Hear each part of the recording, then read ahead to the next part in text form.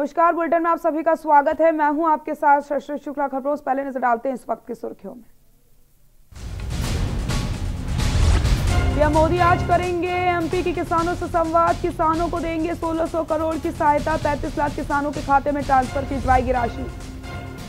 किसानों को कृषि मंत्री की चिट्ठी। तोमर बोले 1962 की जंग में देश के खिलाफ खड़े लोग किसानों को गुमराह कर रहे हैं। उनकी भाषा भी 1962 वाली। कृषि कानूनों को लेकर सीएम शिवराज सिंह चौहान ने राहुल गांधी की फिर उड़ाई खिल्ली। बोले कभी खेत पर गए नहीं और किसानों को भड़का रहे। मध्य प्रदेश के सरकारी स्कूल की गाइडलाइंस जारी। सबसे पहले शुक्रवार को पीटीएम होगी, ऐप से होगी अटेंडेंस। महंगाई का एक और झटका। मध्य प्रदेश में पिछली 1.98% महंगी। घर में 150 यूनिट जलाने पर 22 रुपए से ज्यादा लगेंगे। शीतलहर सी चुभी बर्फीली हवा। प्रदेश में दतिया सबसे सर्द। ग्वालियर की रात पंचमढ़ी से ज्यादा ठंड। आप देख रहे हैं के न्यूज, खबरों का सारथी। बड़ी खबर आपको बताते हैं। पीएम मोदी आज मध्य प्रदेश के किसानों से संवाद करने वाले हैं। किसानों को 1600 करोड़ की सहायता देने वाले हैं। 35 लाख किसानों के खाते में ट्रांसफर की जाएगी राशि। सीएम शिवराज सिंह चौहान भी रहेंगे मौजूद।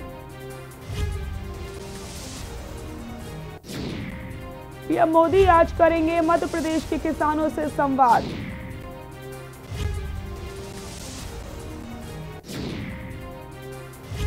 $35 लाख किसानों के खाते में ट्रांसफर की जाएगी राशि। सीएम शिवराज सिंह चौहान भी रहेंगे मौजूद।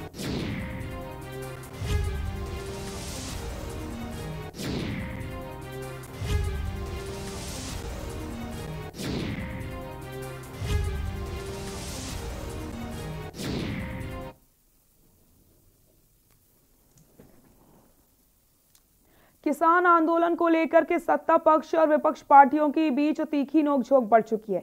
इसी बीच कांग्रेस में कई नेताओं ने किसानों के साथ भूख हड़ताल रखने का ऐलान कर दिया। वहीं मध्य प्रदेश के मुख्यमंत्री शिवराज सिंह चौहान ने दिग्विजय सिंह और कमलनाथ की भूख हड़ताल करने और राहुल गांधी के कृषि कानूनों का विरोध करने पर पलटवार किया। सुनाते हैं आपको। राहुल गांधी विरोध कर रहे हैं। राहुल गांधी, तुम्हें मालूम है खेती क्या होती है रे? किसानी क्या होती है? गुड़ गन्ने के रस से बनता है कि मशीन में से निकलता है, पता है तुम्हें? ज्वार का भुट्टा ऐसे लगता है कि ऐसे लगता है, बता सकते हो क्या तुम? ये विरोध करेंगे किसान कानून। ये किसान कानून क्या है? मोदी जी का मैं अभिनंदन करना चाहता हूं। अगर सबसे बड़ा किसान हितैषी हिंदुस्तान में कोई है तो उनका नाम है श्रीमान नरेंद्र मोदी जी। भारत के लिए भगवान का वरदान है नरेंद्र मोदी। किसानों के लिए शॉर्ट टर्म और लॉन्ग टर्म, अल्पकालीन और दीर्घकालीन दोनों तरह की नीतियां बनाई है। एक तरफ किसान सम्मान निधि, एक तरफ फसल बीमा योजना का लाभ, एक तरफ सॉइल हेल्थ कार्ड, एक तरफ एग्रीकल्चर का इंफ्रास्ट्रक्चर ठीक करना, एक तरफ खेती के साथ कृषि का विविधीकरण करना। अनेकों फैसले किए नरेंद्र मोदी जी ने। तो दूसरी तरफ किसान कानून बनाए दीर्घकालीन लाभ के 2200 करोड़ रुपया फसल बीमा योजना के प्रीमियम के, जिसका एक हिस्सा किसानों ने दिया था। वो 2200 करोड़ रुपया कमलनाथ दादा तुमने जमा ही नहीं किए, इसलिए फसल बीमा योजना का पैसा मध्य प्रदेश के किसानों को नहीं मिला। आज किसान भाइयों आपसे पूछना चाहता हूं, आपकी फसल के प्रीमियम के 2200 करोड़ रुपया जमा ना करना पाप है कि नहीं है? बताओ। किसानों की बात करते हो। हमने आते ही मुख्यमंत्री बनते ही 2200 करोड़ रुपया प्रीमियम के जमा किए और 3100 करोड़ रुपया किसानों के खाते में पहुंचा दिए। ये भारतीय जनता पार्टी की सरकार है।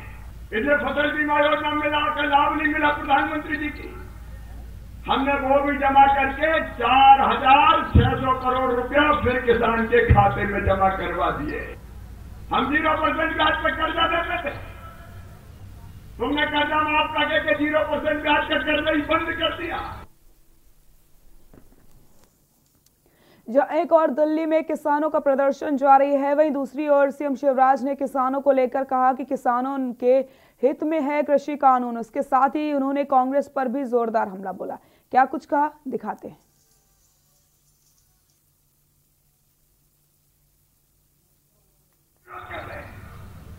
राहुल गांधी, तुम्हें मालूम है खेती क्या होती है रे? किसानी क्या होती है? गुड़ गन्ने के रस से बनता है कि मशीन में से निकलता है?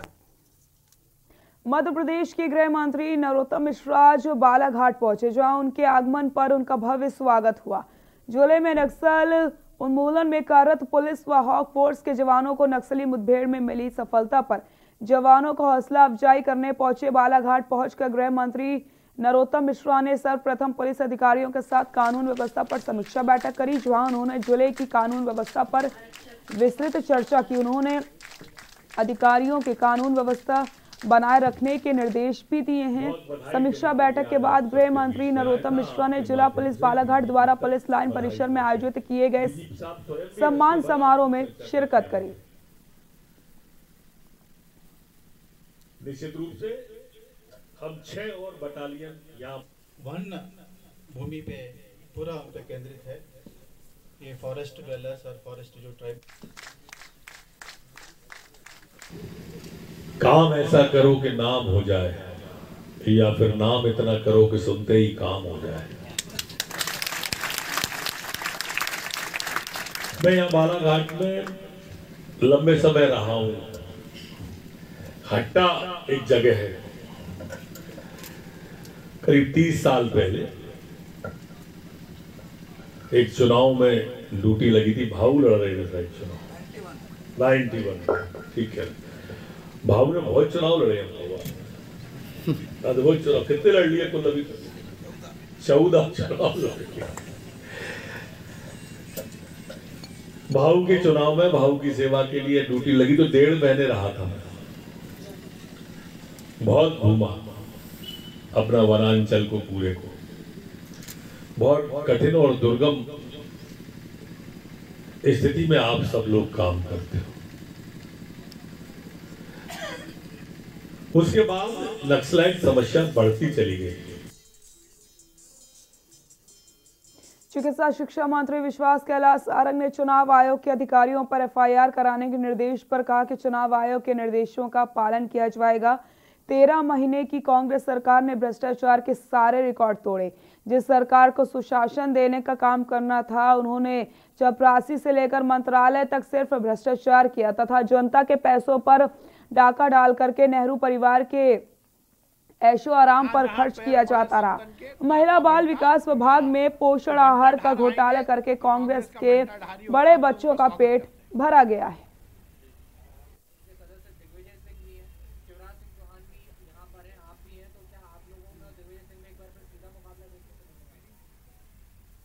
बिना तथ्य, बिना प्रमाण के यदि कोई बयान देता है और उस पर आप प्रतिक्रिया लेंगे तो आपका भी समय खराब होगा, मेरा भी समय खराब होगा।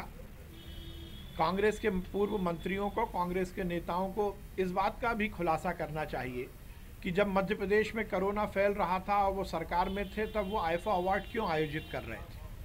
उन्हें इस बात का भी खुलासा करना चाहिए कि जिस समय मध्य प्रदेश की गाड़ी कमाई कोरोना पीड़ितों के इलाज के लिए खर्च होनी थी, जब जैकलिन फर्नांडिस और सलमान खान को जाम से जाम टकराकर पार्टी क्यों दी जा रही थी।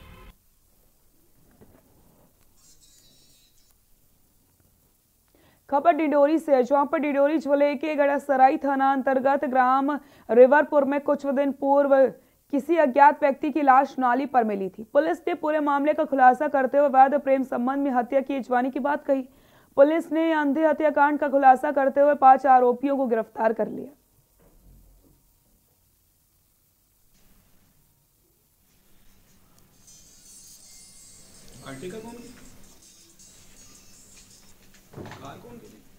प्रेम संबंध में युवक की हत्या कर दी जाती है। अंधे हत्याकांड में पुलिस का खुलासा हो गया है और 5 आरोपियों को पुलिस ने गिरफ्तार कर लिया है। खबर दमोह से, जहां पर बीते 12 दिसंबर से लापता युवक का शव गांव के ही पास सुनार नदी में तैरता दिखाई देने से सनसनी फैल जाती है। परिजनों की माने तो मृतक पिछले 5 दिनों से गायब था, जिसकी गुमशुदगी की रिपोर्ट मदियादो थाना क्षेत्र में दर्ज करवाई गई। जहां परिजनों ने प्रेम प्रसंग के चलते हत्या की आशंका जताई और पुलिस से जांच करके कार्रवाई की मांग की गई है।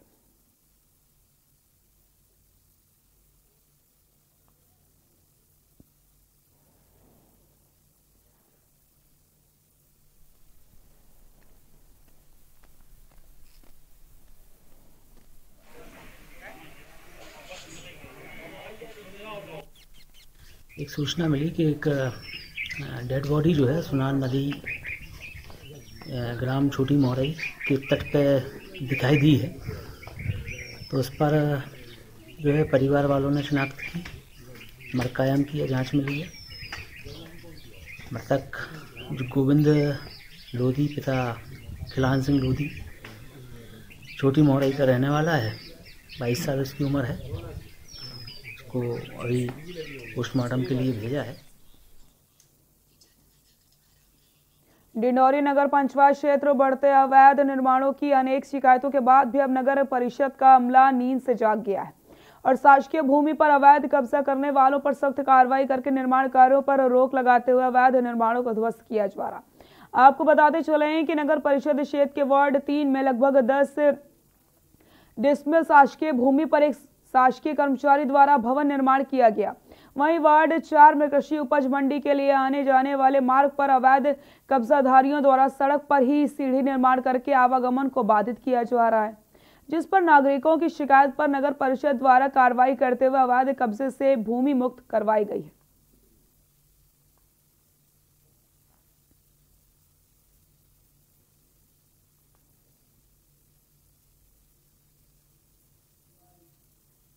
आज वार्ड नंबर 3 से शुरू हुआ था। वार्ड नंबर 3 में करीब 3 माह पहले किसी सचिव पंचायत सचिव के द्वारा निर्माण किया गया था शासकीय भूमि पर।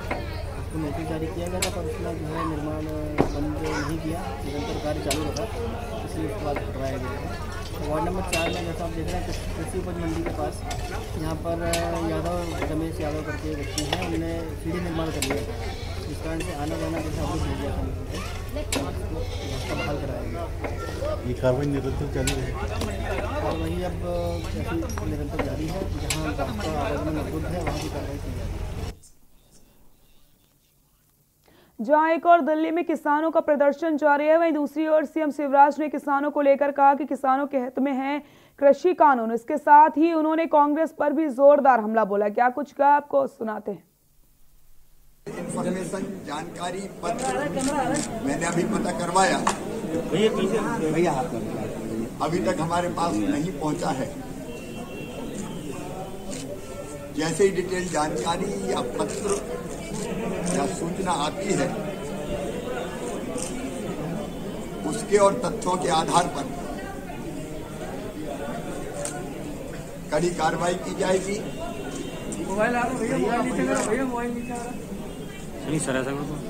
इसमें जो दोषी है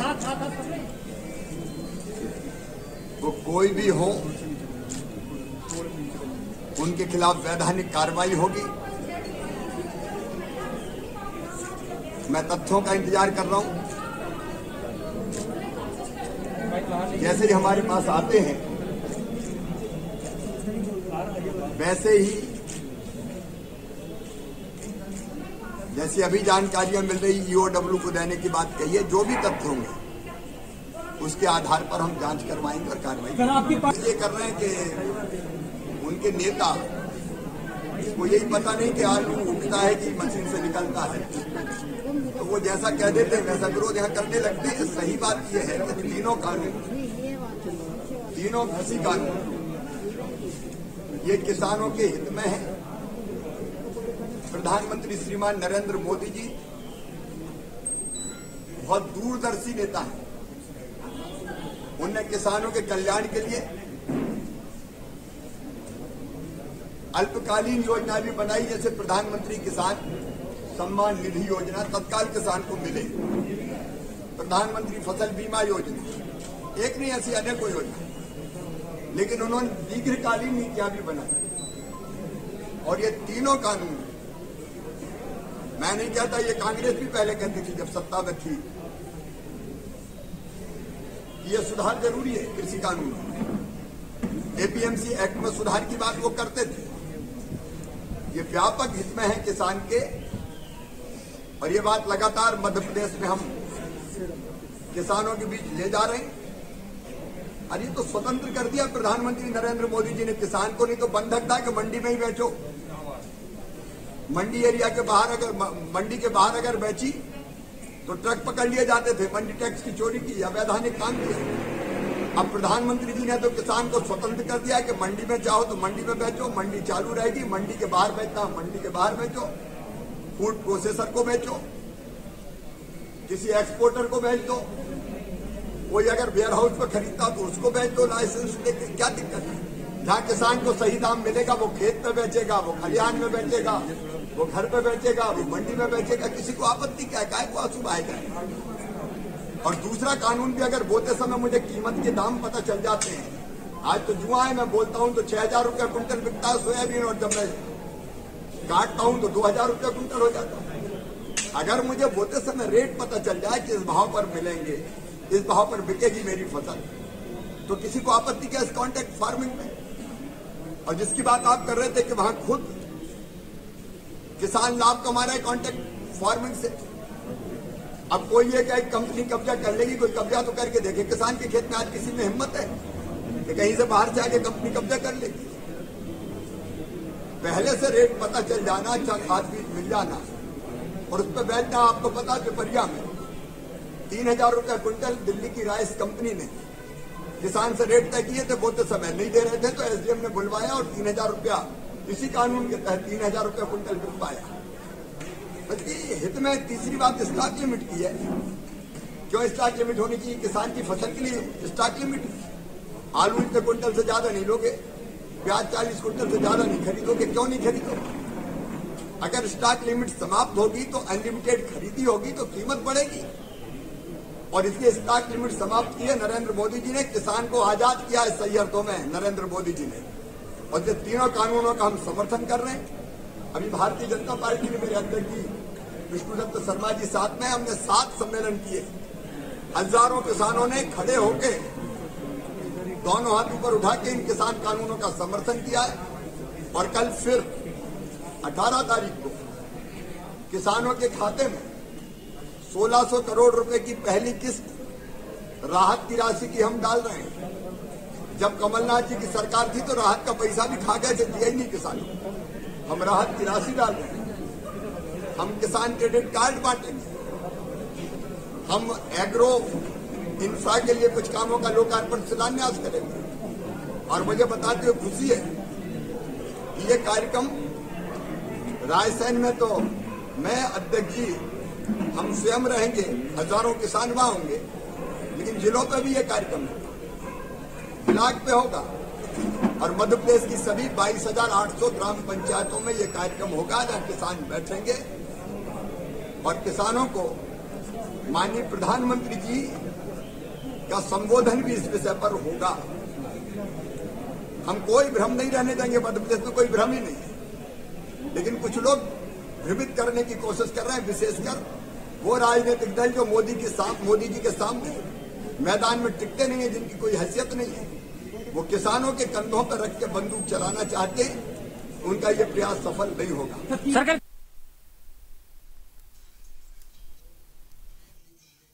यहाँ रुकते हैं छोटे से ब्रेक के लिए, जल्द हाजिर होते हैं।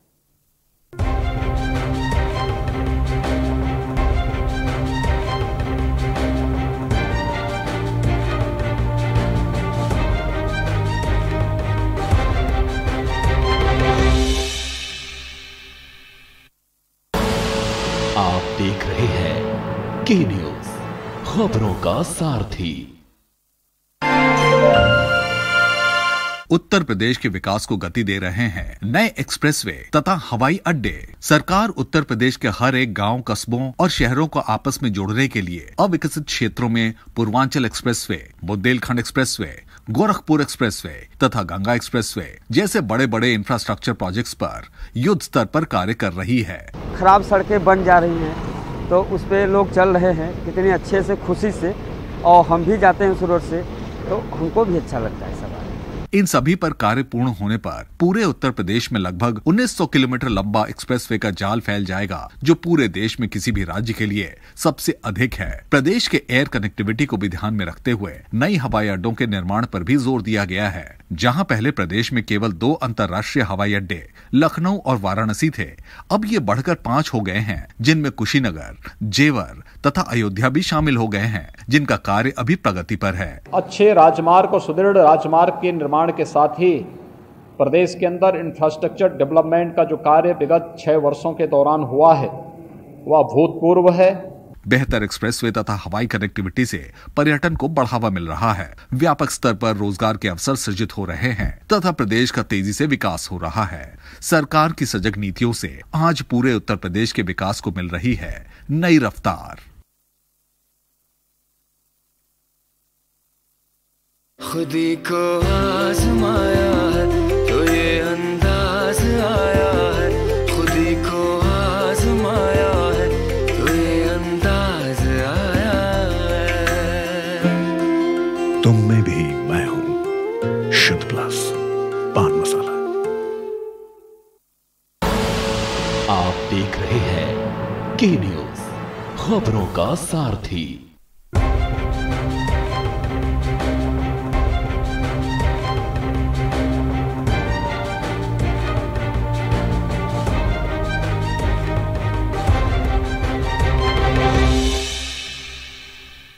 ब्रेक के बाद एक बार फिर से आप सभी का स्वागत है। राजगढ़ जिला पुलिस अधीक्षक प्रदीप शर्मा द्वारा जिले में अवैध मादक पदार्थ के खिलाफ व्यापक स्तर पर अभियान चलाए जा रहे हैं, जिसके तहत जिले के सारंगपुर तहसील के लीमा चौहान थाना प्रभारी उमा शंकर मुकाती के नेतृत्व में की गई बड़ी कार्रवाई में सफलता मिली।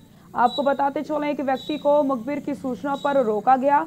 रोके गए व्यक्ति की तलाशी पर 12 किलो गांजा पकड़ा गया, जिसकी कीमत 1.5 लाख बताई जा रही है।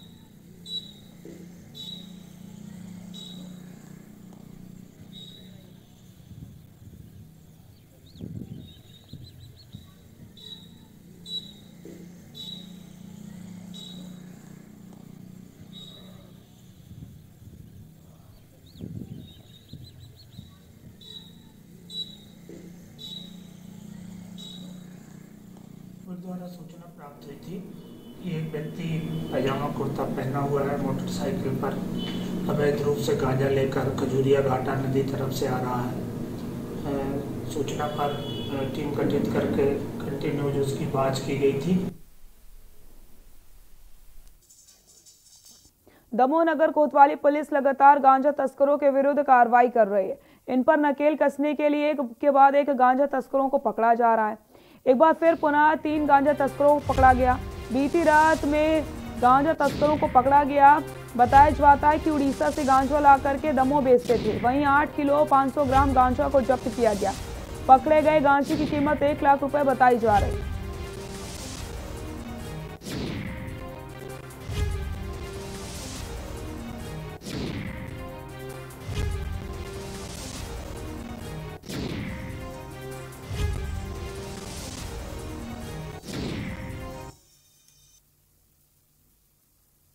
जहां एक तरफ किसान आंदोलन जारी है, वहीं दूसरी तरफ सीधी में किसान समिति व खरीदी केंद्रों में अनाज देने आ रहे।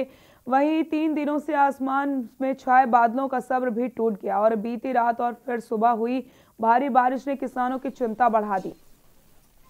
वहीं प्रशासन के लाख इंतजाम के बाद भी खरीदी केंद्रों में बाहर खुले में पड़ा अनाज पानी की भेंट चढ़ गया।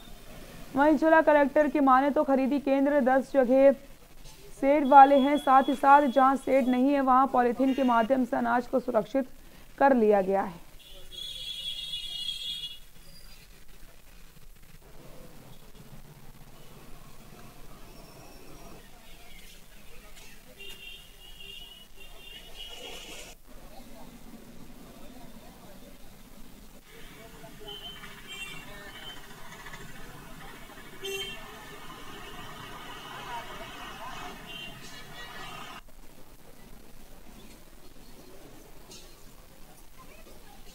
इसका आकलन कर रहे हैं। हमने सारे एसडीएम्स को कहा है, फूड का भी अमला हमारा लगा है, कोऑपरेटिव से भी है। तो हमने अधिकांशतः तो जो था वहाँ सुरक्षित करने के लिए एहतियाती इंतजाम की थी, लेकिन बारिश थोड़ी ज़्यादा हुई है। अर्ली मॉर्निंग भी ज़्यादा हुई है और आज दोपहर में भी ज़्यादा हुई, तो कुछ धान बिकने की हमारे पास खबरें हैं और हम आकलन कर रहे हैं। सही सर। नहीं, देखिए इसमें 2-3 चीज़ें हमारे जैसे 39 केंद्र हैं धान खरीदी के, उसमें 10 केंद्र तो हमारे वेयर हाउस में ही हैं, तो सारे खरीदी केंद्र तो नहीं प्रभावित होंगे।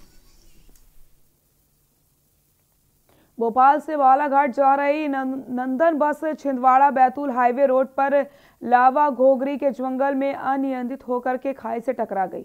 हादसा रात 3:30 बजे के करीब हुआ। सूचना मिलते लावा घोगरी थाना प्रभारी राकेश भारती एवं लावा घोगरी थाना स्टाफ मौके पर पहुंचकर बचाव कार्य शुरू किया। जानकारी के मुताबिक बस में 34 यात्री मौजूद थे जिन्हें गंभीर चोटें आई हैं।